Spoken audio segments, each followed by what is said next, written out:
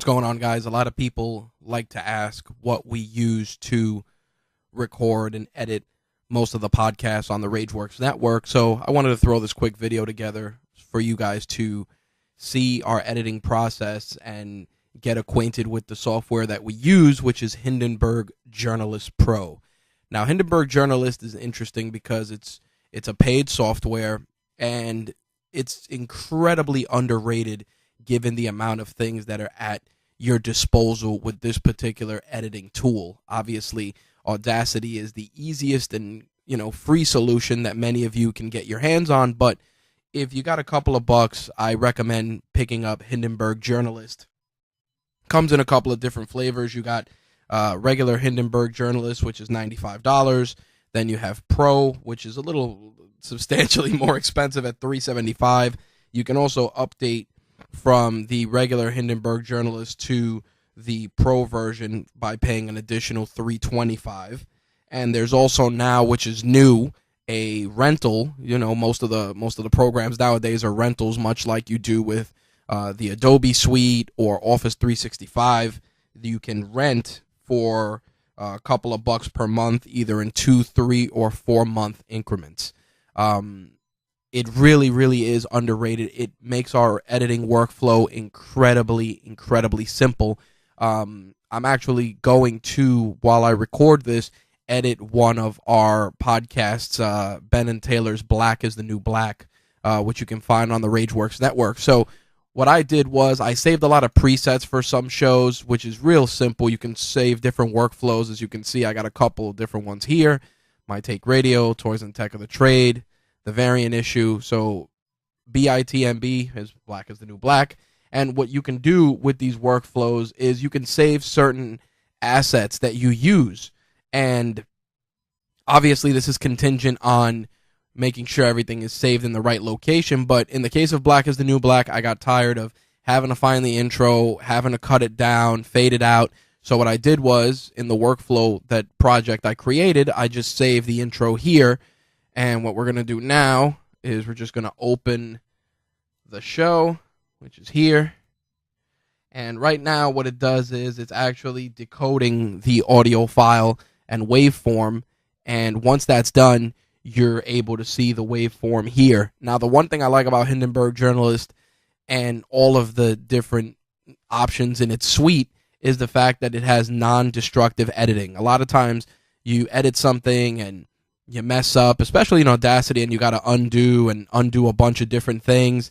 With this, it's just a matter of dragging back, and I'll show you that in a moment once it finishes decoding, dragging back whatever it is you cut or whatever it is you remove, and it's right back. It's non-destructive. It is definitely a great asset to have when it comes to editing.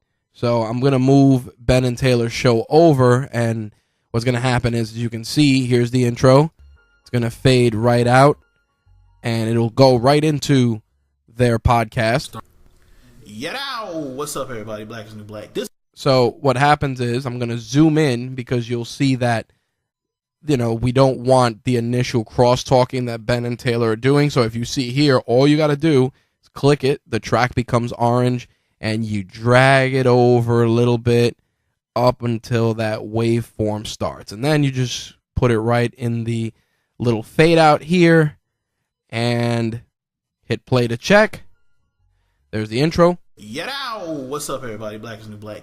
That eliminates all the crosstalk, which is great. Now, the other portion of it is the outro. And again, this is my editing. I'm doing it quick and dirty, but this is how we edit a lot of the podcasts. Sometimes we'll do some initial cleanup, which I'll discuss in a moment. But for the most part, it's drop the intro, drop the podcast itself.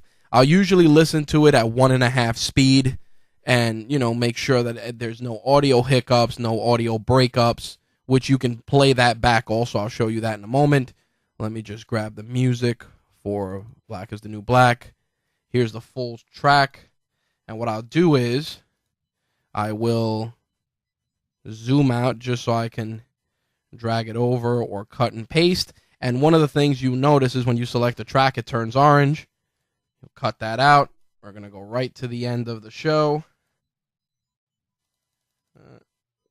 zoomed over a little too fast. Let's get this over. And we're going to line it up. We're going to hit paste. And then the one of the things is, let's just make sure the outro is right with Ben and Taylor saying goodbye. What do I do? Wait. We out of here. Wait. What do I do? We out of here. See, so right here, you'll see that Taylor closes it out. There's still a little crosstalk before the music drops. So again, much like I did in the beginning, select the track, make sure it's orange, and you're going to just scroll back a little bit. And again, you can zoom in, zoom out to where you're comfortable, but very, very easy. And then you get right around here. And then what I don't want is for the track to just start abruptly. So here's how you fade in. You go up here, you see that the track is orange. You'll see a little square here, and you're going to just drag it this way to control the fade in. And usually I like to go right around this point of the track, drag it in so that it plays a little bit in the background like a music bed as they close out. So here's how it would sound now. Great. Cleveland, we love you. Peace. We out of here. See, and then seamless right into the next part of the track.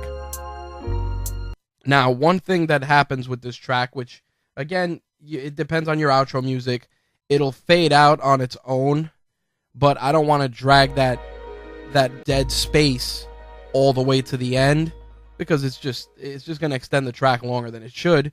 So I'm going to hit stop, and again, much like we did before, real easy, we're going to shrink this back right around here or so. Just give it a second or two of fade.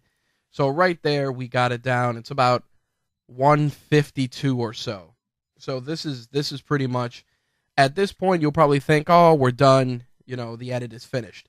And in most cases, for me, at least in my workflow, it is. But I want to show you guys some of the other features that this software does. So the Pro version gives you a couple of other tools which are incredibly underrated. If you look up here, you can split the stereo tracks, but you can also auto level, which is nice because if you're doing multiple people on a track or multi-track, you can, and let's say one person is louder than the other, you would select, let's go with the podcast itself, you'd select the track, you'd go here, and then it would auto level it, which it's analyzing it now. And what it'll do is it'll make everything uniform so that everything just sounds nice and you don't have that one person that's a little louder and ends up popping your listeners' headphones or speakers. So there it goes. It automatically lowers it to an acceptable volume to make it match. And most times this feature works incredibly well. See, I'm auto leveling now the intro, and I'm going to just auto level the outro. And I don't necessarily use this often, but it is a really great feature to have because a lot of people, sometimes they just have issues until they're fully comfortable with leveling. But now, everything is nice and neat. And if you play it now, let me just show you guys. It's, you always want to stay right around here and not really go into the red too much. You don't want to clip. Auto leveling is key for that. And once it goes in, it's going to fade out, and we're going to jump right into the podcast, and the audio is going to be nice and level and smooth, which I love. I think it's huge.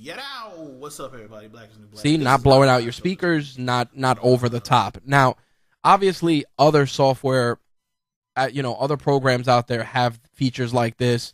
Audition has something. Audacity has normalize or compression that you can use to kind of tweak the audio a bit, but memorizing some of the settings and stuff like Hindenburg Journalist is so simple. Boom, auto leveling, and you're done. You're off to the races. Now, on the Pro version, there's also a couple of other things that they give you. Here we have effects. So right here, you see I have a compressor on, but you can add other features. There's an equalizer also if you want to tweak the sound. This is how the equalizer looks, but I usually don't use this often. The only time I use it if there's a lot of transitions between different segments of a podcast and you want to have just the music come off really clear or really crisp, or maybe you want to just add a little sizzle to your vocal track.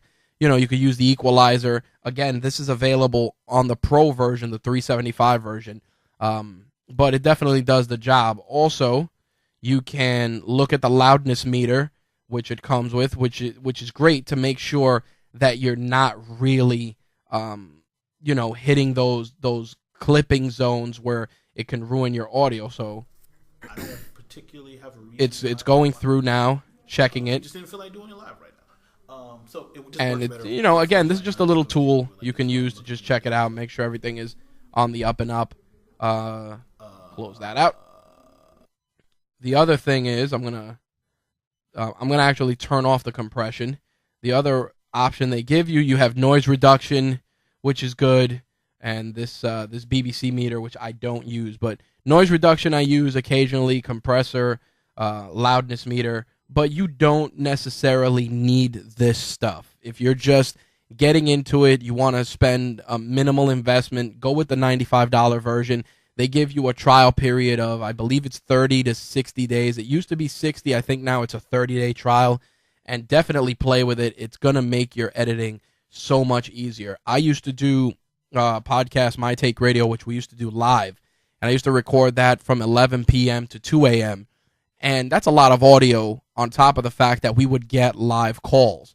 And editing with Audacity, it would take a long time. It would really slow down my workflow to get the shows out as fast as I would like. This right here usually takes me, obviously this is a little bit sped up for you guys, but it usually takes maybe an hour or maybe 45 minutes, unless it's a really, really long show, or unless one of our hosts has some really interesting or over-the-top audio issues.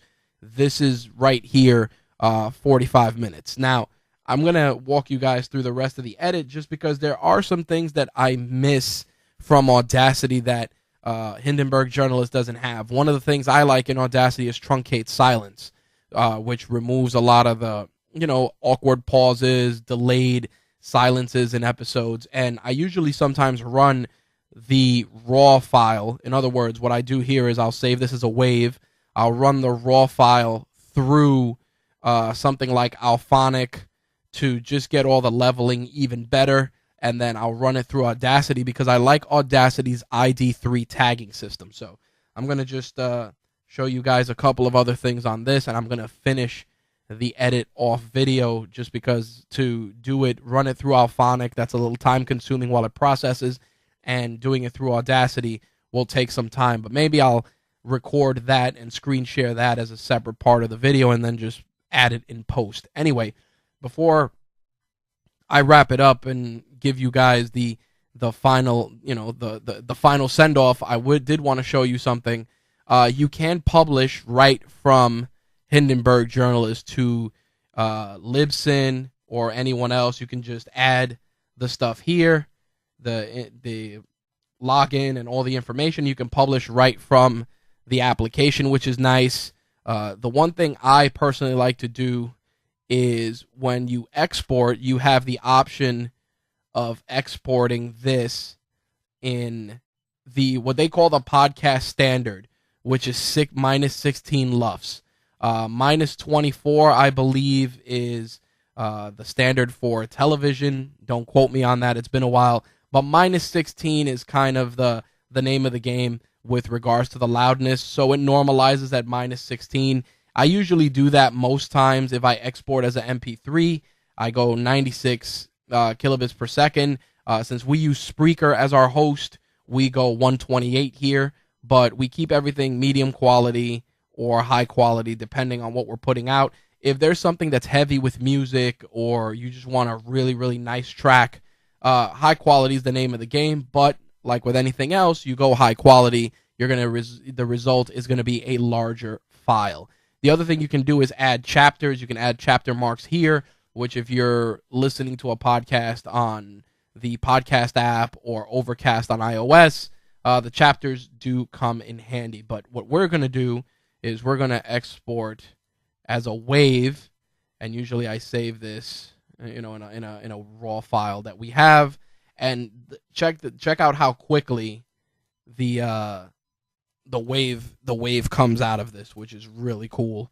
So I'm going to hit save, and there it goes. We are rendering the WAV file. So while that renders, just to recap, Hindenburg Journalist comes in a couple of different flavors: regular, pro, subscription. There's also a broadcaster version, which is substantially more. And now, obviously, you can rent out, quote-unquote, the software for a couple of bucks per month. The basic version is $95. The pro version is $375. And the monthly rental options or subscription-based are in 2, 3, and 4-month increments. As you can see, the WAV file is done editing, and that is it. Before we close out, I did want to showcase one other feature which is exclusive to the pro version and higher tiers of the program, and that is Call Recorder. A lot of times I get a lot of people that record their podcast interviews and they got to use a bunch of crazy workarounds, different virtual audio cables or mix minus setups. It's insane. Don't get me wrong, I love a good mix minus setup. If you want to know what that is, definitely check out Ray Ortega on YouTube. He is phenomenal, does the Podcaster Studio, and is just a great resource. Or you can check out Daniel J. Lewis's podcasts, The Audacity of the Podcast, to work on that. But in any case, you can go to Call Recorder, and what this does is it actually syncs with Skype, and it can take the incoming Skype audio and actually record you and your guest on separate tracks, which is phenomenal. So you go here, you can dial from right in here. It uses Skype, and you can just add it in there and see it'll record the calls to the workspace or call recordings. Transmit track is track 1, receive track is 2, and the transmitting track is Skype audio, and it is phenomenal. You can set up all the different options here for the program, obviously audio, the interface, the advanced, but the call recording feature is without a doubt one of the easiest and smoothest things that I personally have used for recording Skype calls for podcasts. It's tremendous. I think maybe I'll do another video for that. If you're interested in seeing it in progress, definitely leave a comment in the comments section. Let me know if you'd like to see that, and we'll try and record that for you. So now that this has been exported as a WAV file, I'm just going to show you guys my last bit of process. Like I said, I go into something like Alphonic, which even though, and this is not something you have to do, even though Hindenburg Journalist does it at 16 LUFS, usually I'll export it raw, like I said in the WAV. I'll drop it here and see minus 16 LUFS is podcast and mobile, and that's what I go for. Minus 24 is for TV, so if you're doing any sort of TV audio editing, minus 24 is the way to go.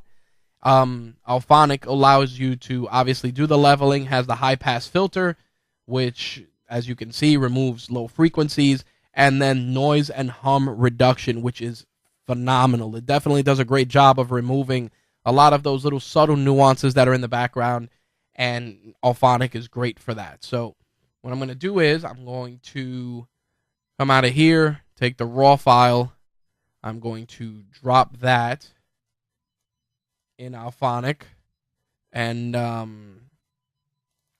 that'll wrap it up. And then, like I said, I'm going to do Truncate Silence in Audacity to remove some of the dead spots, and that's going to be it. So once I hit process here, Alphonic will create a final file, which I will then import into Audacity, truncate the silence, put in the ID3 tags that I have saved, and then we do the upload. So with that, that's going to wrap up this video. Give Hindenburg Journalist a shot. We'll put links and all of this stuff, where you can get it, the pricing, etc., in the notes for this video. If you got questions, feel free to reach out via the comment section or on social media. RageWorks is all over the place, so use the social media of your choice, and we'll gladly answer any questions that we can. All right, guys, thanks for checking out this quick edit video, and we'll see you on the next one. Peace.